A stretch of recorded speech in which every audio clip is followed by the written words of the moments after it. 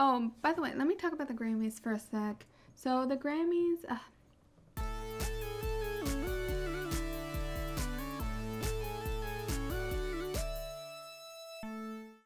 hello and welcome back to the Miscellaneous channel where we do miscellaneous things. I'm Selene. So in today's video, I'm going to review the looks from the 2021 Grammys and judge them based on whether I would trust their stylist to dress me on a red carpet. Oh my god, imagine, me on the red carpet.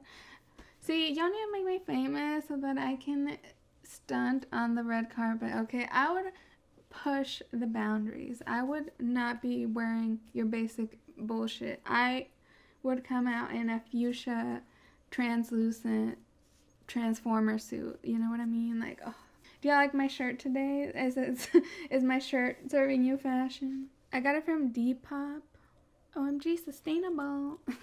I'm gonna be going in no particular order, just finding whatever I can find on Google Images here on my iPad. I was planning to boycott the Grammys this year, but then it was Sunday night and me and Cameron were super bored, so we watched like the second half of it. Like I was trying to boycott it for the first half and then we were bored, so I just put it on.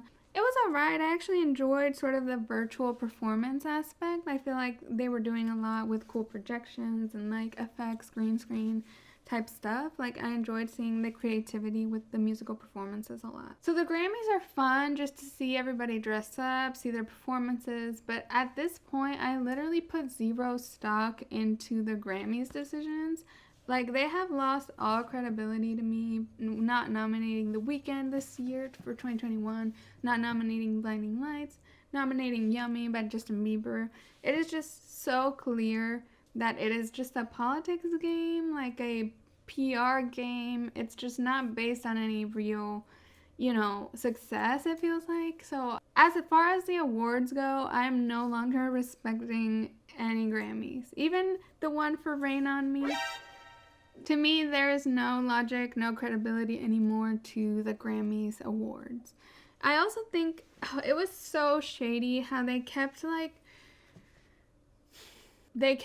interrupting to be like, oh my god, Beyonce just tied for the record of most wins by anyone ever, most Grammy wins, and then she won again later, and they were like, okay, now she is the most awarded, she broke the record, she's the most awarded person in Grammy history. And this is total bullshit because it felt very performative to me, and that they're always criticized for, being racist, and they are, because they basically segregate the awards. Like the Grammys awards are segregated. They have the main categories, main pop categories reserved for white artists, and then they make this urban label for all non-white artists. And it is just total bullshit. And the Beyonce thing to me felt so cringy and performative because they have snubbed her so many times in major categories, and they just lump her in the urban when she's had a lot of big pop moments. She's had, whatever. Even Justin Bieber got mad this past year because he wanted to be in the R&B category and they didn't let him. Or he wanted to be in the urban category and they didn't let him. They put him in the white guy category. It just, to me, the Grammys have lost complete credibility. And I know we've had so much evidence of the Grammys being so corrupt. The Grammys remain corrupt. But this year was the last straw for me. Like, I am done with the Grammys, officially. But it's still a fun opportunity to see the artists' creativity with their performances and the looks. So, I don't support the Grammys, but I support seeing my favorite artists, having fun and dressing up. Sorry, that got hated. I'm mad. Like, what the hell? Not Blinding Lights? Come on. And I know I'm super late to the Grammys. They were like 3 weeks ago or something, but I was annoyed with them. Like, that's why I didn't make a video right away. I was just like, I need to simmer down. First, let me talk about Noah Cyrus. She's wearing like a bed sheet as an outfit. So I really like the base dress. I think it's very chic and very clean, very classy. But this bedsheet moment, it looks like a duvet cover, all scrunched up. Honestly, I think I would let this person style me. Like, I would veto this idea, but this play with volume is interesting and I would allow it. Next, let's talk about Doja Cat, which was a very controversial look of the night. Probably the most controversial, aside from maybe hairstyles. We'll get to him. I actually liked this moment. It's reminiscent of that cut of the J-Lo dress, the infamous J-Lo dress that invented Google Images. I commend her for the risk, but I would not let this stylist style me, because that is just... No, actually, I would let this person style me, because this is out of the box, and I enjoy it. I actually think Doja styled this, so I would definitely let Doja Cat style me. Next, let's talk about Taylor Swift. She is covered head to toe in flowers. So I like this. I think it works for like her era that she's in of cottagecore. I think it looks cool. I would not let this person style me. To me, it looks like a winning look from an unconventional materials challenge on Project Runway or Drag Race. I don't know if that's the worst thing ever, but it's not the best thing. So it looks a little crafty to me, which I guess suits her brand, but it's not for me. This is not my style. Next, Lizzo in this little teal number. I like it on her. I really like this color and like the sheen to it. But I would not let this stylist style me because it is basic. It is a little bit prom to me. And I'm not into like the basic strapless kind of prom moment. Like, that's not me. I did not go to prom. Don't associate me with your prom nonsense. Okay, sorry. Ooh, next is Dua Lipa. I was rooting for her. I really, really like Dua's look. It's so beautiful, but it is so my taste. Like, it is crystally and purpley and pinky and bluey. I love it. I would absolutely let this stylist style me, and it would be my first choice for the night. Next, let's talk about Megan Thee Stallion. I liked her. So hold on, I didn't like the dress too much, but I really fell in love with Megan Thee Stallion. I really enjoyed her on Legendary. She was a judge on that show. It's on HBO Max about ball. She seems so cool. She's from Texas. She just feels like so relatable. Like, she feels connected to the people, if that makes sense. Like, she is on it. So I wanted her to win at the very end, Song of the Year, and even Billie Eilish agreed. It was so awkward. Megan should have won that, absolutely, for Savage. As far as her dress goes, again, it feels like another prom moment, so I would definitely not let this stylist near me. No prom stylist for me. I think in some pictures it looks good at certain angles, but it's so much satin, that this shiny thing, fabric, and I personally really hate satin. To me, it just reads as like cheap prom. But there were some angles I liked it, sometimes I didn't, so I kind of go back and forth on this dress. Ooh, so let's talk about the most controversial look of the night, Mr. Harry Styles. So I was a directioner back in the day, if you can believe it. And I was a Harry bias. Like, I love Harry Styles. Like, I love him. I saw him in concert. In case you aren't a directioner or haven't followed a artist that is predominantly geared towards young ladies, and haven't been to a concert like that, it is the most high-pitched, loudest place I've ever been in. Like, I can still